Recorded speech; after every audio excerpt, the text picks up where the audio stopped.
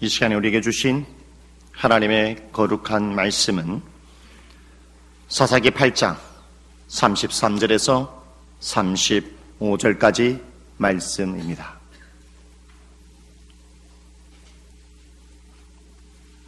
사사기 8장 33절에서 35절까지 말씀입니다.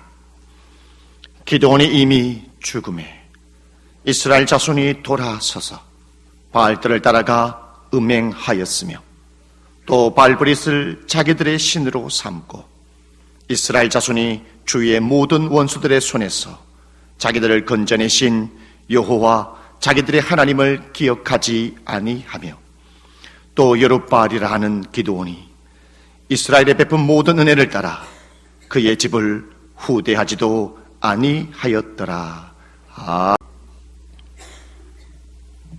이스라엘 백성들이 살아계신 하나님 아버지 앞에 악을 행함으로 말미암아 그 죄의 대가로 이스라엘 백성들은 미디안에 7년 동안 지배를 받게 됩니다. 7년 동안에 미디안의 지배를 받음으로 말미암아 이스라엘 백성들의 삶은 심히 궁핍하였습니다. 궁핍하고 또 궁핍하여 그 이전에 이스라엘 백성들을 찾지 않았지만 너무나 궁핍한 나머지 더 이상 살아갈 수 없기에 이스라엘 백성들은 하나님을 향하여 소리칩니다. 하나님, 살 수 없습니다. 하나님, 우리의 자녀들이 굶어갑니다. 우리의 집안이 망하고 이스라엘 백성들이 도저히 삶을 살아갈 수 없습니다. 하나님, 도와주시옵소서. 우리의 눈물의 기도를 돌봐주시옵소서. 눈물을 흘리며 이스라엘 백성들은 하나님을 찾기 시작했습니다. 우리 살아계신 하나님은 하나님의 백성들이 눈물을 흘리며 하나님을 찾아올 때에 그 눈물의 기도를 외면하지 않으시는 하나님이십니다. 하나님께서는 그들의 이스라엘 백성들의 눈물의 기도를 보시고 들으시고 하나님은 그들에게 구원자 기드온을 보내주십니다. 하나님은 기드온을 통해서 7년 동안 고통당한 이스라엘 백성들을 해방시켜 주게 되죠. 이제 드디어 해방의 기쁨을 맛보았습니다. 그리고 자유의 기쁨을 얻으며 인생의 삶을 살아갑니다. 그리고 이제 더 이상 궁핍한 삶을 살아가지 아니하고 하나님의 주신 많은 은혜와 먹을거리를 먹고 행복하고 평안하게 삶을 살아갈 수 있었습니다. 그렇게 평안하게 인생의 삶을 살아가며 하루하루 시간이 지나갈 그때에 이스라엘 백성들의 구원자 기드온이 어느 날 세상을 떠나게 됩니다. 기드온이 세상을 떠나자마자 이스라엘 백성들은 기다렸다라는 뜻이 하나님의 은혜를 잊어버리고 이스라엘 백성들은 한 사람 한 사람 하나님의 곁을 떠나 바알을 섬기기 시작했습니다. 그리고 그들을 향하여 목숨을 걸고 싸웠던 기드온의 가족들을 잊어버리기 시작했습니다. 기드온이 살아생전에 수많은 사람들은 기드온의 집안에 찾아와서 이것을 도와주십시오. 수많은 사람들이 후대하며 만나주기를 원했던 기드온의 집안. 그러나 기드온이 죽고 난 이후에 어느 단 한 사람도 그의 집안을 찾아오는 사람이 없었고 오늘 성경을 본문에 읽어봤을 때에 기드온의 집안을 후대하지도 아니하였더라라고 말합니다. 그의 집안을 후대하지도 않았다는 것은 무엇을 말합니까? 푸대접했다라는 것이죠. 여러분, 이것을 통해서 우리의 모습을 보는 것 같지 않습니까? 사람은 하나님을 향하여서 너무나 은혜를 가볍게 생각합니다. 그 은혜를 너무나 가볍게 생각하기 때문에 화장실이 급할 때 들어갈 때나 화장실에 나올 때에 우리의 모습이 다른 거와 마찬가지라는 것이죠. 우리가 하나님의 은혜를 받았을 때는 기쁨의 삶을 살아갑니다. 그러나 수많은 하나님의 화평과 그 은혜를 누림으로 말미암아 등 따시고 배부름으로 우리는 하나님의 은혜를 잊어버리고 세상을 향하여 삶을 살아갈 때가 얼마나 많이 있습니까? 우리는 하나님의 은혜를 가볍게 생각하죠. 우리는 그것뿐만 아니라 사람의 은혜도 가볍게 생각합니다. 기드온은 목숨을 걸고 이스라엘 백성들과 싸웠습니다. 그러나 이스라엘 백성들은 그의 은혜를 잊어버렸죠. 오늘 저와 여러분 오늘 이 자리에 있는 것은 누군가의 은혜 때문에 오늘 우리는 이 자리에 있습니다. 우리는 부모님의 은혜를 받았습니다. 여러분 학교를 다닐 때 여러분의 스승의 은혜를 받았습니다.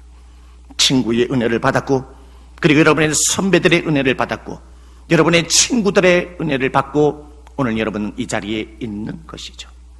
그러나 우리는 그 사람들의 은혜조차도 우리는 너무나 쉽게 잊어버리고 그 은혜를 쓰레기통에 버릴 때가 얼마나 많이 있습니까? 나의 욕심보다가도 내가 받은 하나님의 은혜와 사람의 그 은혜를 쓰레기보다도 더 못할 때가 얼마나 많이 있습니까? 바로 이스라엘 백성들이 그러했다라는 것이죠. 하나님의 은혜를 저버리고 이스라엘 백성들은 하루하루 인생의 삶을 살아가게 됩니다. 그리고 기드온에 남아있는 자녀들이 있었는데 기드온이 살아생전에 낳은 아들이 몇 명이냐? 사사기 9장의 말씀과 8장의 하반부의 말씀에 보면은 기드온의 자녀들은 70명의 아들을 두었다라고 말합니다. 70명의 아들을 낳았다. 그 70명의 아들 가운데에 첩으로 낳은 아들이 있었는데 그 첩으로 낳은 아들이 바로 아비멜렉이라는 사람입니다. 아비멜렉이 아버지 기드온이 죽었다라는 소식을 듣고 자기의 집안 사람들에게 찾아와 이렇게 이야기를 하죠. 여러분, 이 70명의 아들이 여러분을 다스리는 것이 좋겠습니까? 아니면 나 한 사람의 여러분의 지도자가 되어서 다스리는 것이 좋겠습니까? 이 이야기를 하니 세겜의 사람들의 그 집안 사람들이 한 사람이 다스리는 것이 좋겠습니다. 기드온의 집안 사람들이 여기에 동의를 하고 세겜 모든 사람들의 이야기를 하니 아비멜렉을 그들의 지도자로 세우기로 모두 마음을 하나로 모았다라는 것이죠. 그리고 세겜의 모든 사람들은 바알 신전으로 가서 은 70개를 꺼내어 아비멜렉에게 은 70개를 선물로 주게 됩니다. 은 70개의 선물을 받은 아비멜렉은 그 은 70개로 무엇을 하냐? 바로 타락하고 경박한 사람들을 사게 됩니다. 방탕하고 경박한 사람들을 샀다는 것은 무엇을 의미할까요? 그 시대에 가장 타락했던 깡패들을 동원했다는 것입니다. 은 70개로 깡패들을 동원하고 매수하고 사서 무엇을 하러 가느냐? 자기의 형제들이 있는 70명에게로 다가갑니다. 깡패 70명, 수많은 사람들을 데리고 자기의 형제들에게 다가갑니다. 그리고 70명의 형제들을 한 바위에 다 모아놔 놓고 돈으로 매수한 깡패들을 통하여 자신의 혈육인 형제 70명을 모두 처형합니다. 자신의 형제들이 죽음을 가운데 속에 있을 때에 간신히 빠져나온 사람이 요담이라는 형제이지요. 여러분, 한 아버지로부터 낳은 아들 아비멜렉, 70명의 아들도 기드온을 통해서 한 아버지를 통해서 낳은 자식들입니다. 한 아버지에게서 낳은 자녀들인데 어찌 이렇게 다른 결과의 인생이 나타날 수 있겠습니까? 다른 70명의 아들보다가도 아비멜렉은 도대체 무엇 때문에 그의 인생을 그렇게 그렇게 망가뜨리며 인생의 삶을 살아갈 수밖에 없습니까? 누가복음 6장 45절 말씀에 이러한 말씀이 있습니다. 선한 사람은 쌓은 선에서 선을 내고 악한 사람은 쌓은 악에서 악을 낸다라는 말이 있습니다. 아비멜렉은 그가 태어나서 인생의 삶을 살아오면서 그의 마음속에 늘 언제나 복수심을 쌓았다는 것이죠. 그가 악함을 쌓고 또 악함을 쌓고 악함을 쌓았기 때문에 그의 입술에 악이 흘러나올 수밖에 없고 그의 행동으로도 악이 흘러나올 수밖에 없는 것이라는 것입니다. 여러분은 지금 마음속에 무엇을 쌓고 있습니까? 체로키 인디언들은 자기 자신의 자녀들이나 손자들에게 교훈을 주는 우화의 이야기를 늘 들려준다고 합니다. 체로키 인디언 주장이 자기 자신의 손자에게 어느 날 이와 같은 이야기를 들려주게 됩니다. 얘야, 우리의 인간의 마음에는 늘 언제나 두 마리의 늑대가 항상 싸운단다. 그 한 마리의 늑대는 검은 늑대이고 그 검은 늑대는 악이란다. 다른 한 마리의 늑대는 하얀 늑대인데 그 하얀 늑대는 선함이란다. 이 이야기를 한참 듣고 있던 손자가 할아버지에게 이렇게 얘기합니다. 할아버지, 우리의 마음속에 이 두 마리의 늑대가 있는데 이 두 마리의 늑대가 항상 싸우게 되면 어떤 늑대가 이깁니까? 이 이야기를 들은 할아버지가 이렇게 얘기합니다. 얘야, 그 두 마리의 늑대 가운데에 네가 먹이를 주는 늑대가 승리한단다. 여러분, 바울 사도도 그렇게 생각했습니다. 바울 사도는 믿음의 사도이죠. 성경에 나타나는 대단한 믿음의 소유자입니다. 하나님을 칭찬하고 성경에 나타나는 믿음의 조상이지요. 그렇게 믿음의 조상이고 하나님을 잘 섬겼던 바울 사도도 이렇게 고백했습니다. 내 마음속에 한 법은 하나님을 섬기고 싶어하는 마음에 있고 내가 한 마음속에 다른 한 법이 있는데 하나님 앞에 불순종하는 마음이 있도다. 이 사망의 법에서 누가 나를 건져낼 것이냐, 고통스러워하면서 바울 사도가 기도했다는 것입니다. 지난 한 주간 그리고 여러분의 인생의 삶을 살아오면서 여러분의 마음속에 그 두 마리의 늑대 가운데에 어떤 늑대에 먹이를 주며 인생의 삶을 살아왔습니까? 여러분의 입술에 불평과 불만과 짜증과 그리고 여러분의 인생에 혈기로 인생의 삶을 살아가고 있다면 여러분의 마음속에 검은 늑대에게 먹이를 줬을 것입니다. 그러나 사랑과 희락과 화평과 자비와 양성과 충성과 온유와 절제와 믿음으로 순종으로 지금 삶을 살아가고 있다면 여러분의 입술에 하나님을 향하는 감사와 그런 모습으로 삶을 나타나고 있다면 여러분의 마음속에 있는 하얀 늑대에게 먹이를 주며 승리하며 인생의 삶을 걸어왔을 것입니다. 오늘 성경에 나타나는 아비멜렉은 이 두 마리의 늑대 가운데 속에 검은 늑대에게 먹이를 줌으로 말미암아 그는 오늘 악함으로 입을 내었고 그의 행동에서 그의 형제들 70명을 죽이는 안타까운 일을 하고 말았다라는 것입니다. 여러분, 우리가 이러한 인생의 삶을 살아가게 된다면 우리에게 어떠한 결론이 주어지게 될까요? 아비멜렉이 자기의 형제 70명을 처형할 때에 간신히 빠져나온 사람이 누구냐? 바로 요담입니다. 요담이 간신히 빠져나와 피신해 있으면서 요담이 아비멜렉에 그리고 세겜 사람들에게 이야기를 하죠. 여러분이 한 이 한 행동은 하나님이 보시기에 잘못된 것입니다.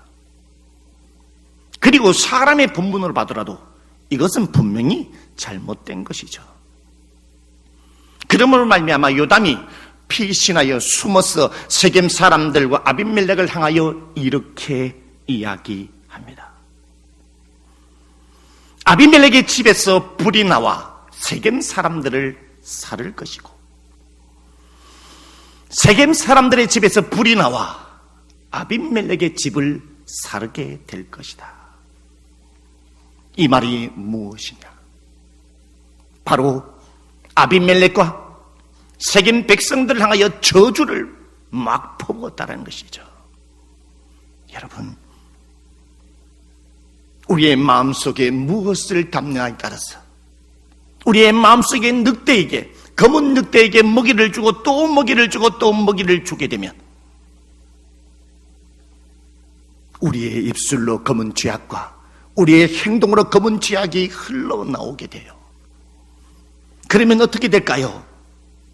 그게 어떻게 될까요? 누군가 나를 위해서, 누군가 우리 집안을 위해서 저주를 퍼붓는다라는 것입니다. 아비멜렉이 죄악을 심고 또 심음으로 말미암아 죄악을 심었기 때문에 오늘 그의 형제 요담이 아비멜렉의 형제를 향하여 세겜의 백성들을 향하여 저주를 퍼부었고 있다는 것입니다. 우리 하나님은 길을 지으신 하나님이십니다. 하나님은 우리의 눈을 지으신 하나님이십니다.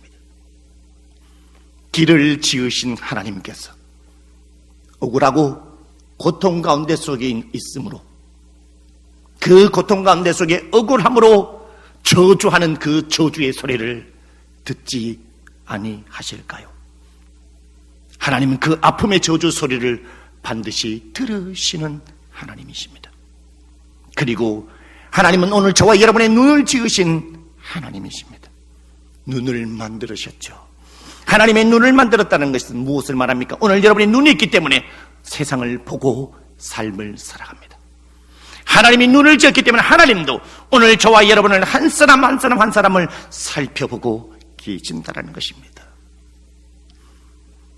아비멜렉이 깡패를 동원하여 방탕하고 경박한 사람들을 사가지고 자신의 형제들을 70명을 쳐다냈을 그때에 하나님은 주무시고 계셨을까요? 하나님은 여러분에게 눈을 줬던 것처럼 하나님의 눈으로 부릅뜨면서 아비멜렉의 죄악의 그 모든 광경을 하나님은 두 눈으로 똑똑히 바라보고 계셨습니다. 그리고 그것을 기억하고 계셨습니다. 그리고 그 70명의 자녀들이 죽는 가운데에 그 고통의 소리도 함께 들으셨다라는 것이죠. 저주의 소리를 듣고 그 고통하는 그 광경을 보고 하나님께서는 좌시하고 계신 하나님이 아니라 하나님은 어떠한 하나님이시냐? 9장 23절 말씀에 보면 하나님이 아비멜렉과 세겜 사람들 사이에 악한 영을 보내심에 세겜 사람들이 아비멜렉을 배반하였으니 라고 말합니다. 요담의 저주가 그대로 하나님을 통해서 이루어진 것을 볼 수 있습니다. 요담이 너무 억울하고 어떤 저주를 했죠? 아비멜렉의 집에 불이 나와 세겜 백성들을 살하겠다. 그 말은 무엇이겠습니까? 아비멜렉도 세겜 사람들을 배반할 것이다. 세겜 사람들에게 불이 나와 아비멜렉의 집안을 불을 살을 것이다. 지금의 관계는 좋지만 지금 세겜 사람들과 아비멜렉의 관계가 좋고 잔치를 베푸는 관계지만 세겜 사람들은 아비멜렉을 배신하고 서로 물고 뜯고 니 죽고 내 잡고 이렇게 살아가게 될 것이다 저주하게 되었죠. 그러나 하나님께서는 그것을 무시하는 하나님이 아니라 그것을 들으시고 아비멜렉 세겜 사람들에게 악한 영을 보내셔서 요담의 저주대로 그대로 이루시는 하나님이십니다. 먼저 세겜 백성들이 아비멜렉을 배신하고 서로 전쟁하고 싸우기 시작했죠. 이렇게 전쟁이 한참 진행되는 가운데에 아비멜렉이 한 성의 망대 밑에 서 있게 됩니다. 아비멜렉이 그 성망대에 서 있을 그때에 여자가 맷돌을 들고 와서 그 성망대 밑에 있는 아비멜렉 머리를 하여 맷돌을 던져 아비멜렉은 두 골이 깨어져 세상을 떠나게 되죠. 갈라디아 6장 7절 말씀에 사람이 무엇으로 심든지 그대로 거두리라. 하나님은 오늘 우리들을 만드셨을 때에, 인간을 만드셨을 때에 우리의 마음을 보석상자로 만들어 주셨습니다. 저와 여러분이 보석상자가 될 수 있는 것은 어떤 이유 때문입니까? 그 보석상자가 귀하기 때문에 보석상자가 아니라 그 보석상자 안에 있는 내용물이 귀하고 소중하기에 보석상자라고 부르는 것이지요. 하나님이 저와 여러분을 처음 인간을 만졌을 때에 우리의 마음을 보석상자로 만드셨습니다. 왜? 그것은 우리의 마음속에 이 세상을 창조하신 살아계신 하나님 한 분을 나의 주인으로 모시고 있었기에 우리의 마음이 보석상자요. 하나님은 우리를 하나님의 형상대로 닮은 인간을 만드셨기 때문에 우리의 마음속에 하나님의 은혜를 담고 있기에 우리는 보석상자였습니다. 그러나 아담과 하와가 하나님의 은혜를 던져버리고 살아계신 하나님을 배신하고 떠나고 세상의 죄악길로 감옥에 됨으로 말미암아 그의 마음은 더 이상 보석상자가 아니라 세상의 수치와 죄악을 가득 담은 수치스러운 상자로 만들어버렸다라는 것입니다. 오늘 여러분은 어떤 상자로 만들고 삶을 살아가고 있습니까? 기도드리겠습니다.